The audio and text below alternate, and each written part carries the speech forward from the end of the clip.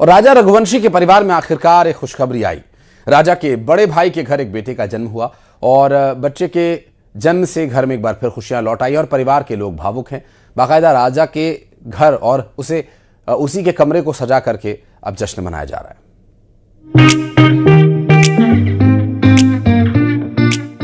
इंदौर के ट्रांसपोर्ट कारोबारी राजा रघुवंशी की हत्या का मामला देश भर में चर्चित रहा। अब उसी परिवार में एक ऐसी खुशी लौटी है जिसकी किसी ने कल्पना भी नहीं की थी। घर में गूंजी एक किलकारी ने कुछ देर के लिए गम को पीछे छोड़ दिया।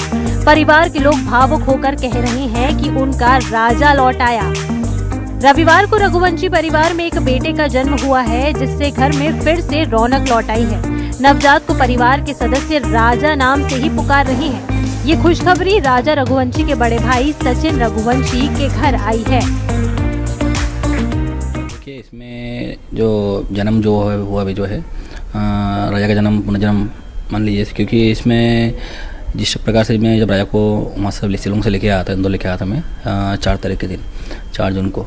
तो 4 जून के बाद जैसे कि फिर मेरे को करीब 5-6 दिन बाद जो है माँ कामाख्या देवी के मंदिर के पंडित जी जो है, जो पुजारी जी जो थे, उनके यहाँ से फ़ोन आया था और उन्होंने कहा था, बोले विपिन भाई, बोले इसमें जो आपके घर में किसी को भी अपने भाइयों में से किसी को भी जो है, आपके भाई जो है किसी के भी पेट में बच्चा ठहरता कभी है तो बच्चों को गिराना मत तुम कोई, बोले, क्योंकि राजा का पुनर्जन्म होने वाला है।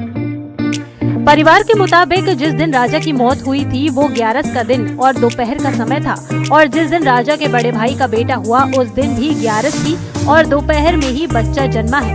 राजा की मां अपने पोते के जन्म को अपने बेटे की वापसी मान रही है। हम खुशी को राजा के रूप में देखना चाह रहे हैं, क्योंकि हमको मतलब जो खुशी आई ना वो राजा ही आया है। लगता पुनर्जन्म हुआ राजा का? हाँ, लगता नहीं, यकीन है कि राजा का पुनर्जन्म हुआ, क्योंकि उसकी हरकत भी पूरी राजा जैसी है। क्योंकि राजा को तो मैंने शुरू से ही देखा ना, राजा ही जैसी उसकी आंखें लगती हैं, नाक राजा जैसी लगती है। वो अपन को देखता ना तो देखते ही रहता। पिछले 8-9 महीनों से बेटे की हत्या के दुख में डूबा परिवार अब इस नई खुशी से मुस्कुराता नजर आ रहा है। 1 मई 2025 को राजा रघुवंशी और सोनम रघुवंशी की शादी हुई थी। 20 मई को दोनों हनीमून के लिए मेघालय गए। 24 मई को परिवार से उनका संपर्क टूट गया और 2 जून को राजा का शव गहरी खाई में मिला। हत्या का आरोप राजा की पत्नी सोनम समेत 5 आरोपियों पर है। कोर्ट में केस चल रहा है और राजा का परिवार इंसाफ की आस में है। इंदौर से मिथिलेश गुप्ता के साथ न्यूज़ 18 के लिए ब्यूरो रिपोर्ट।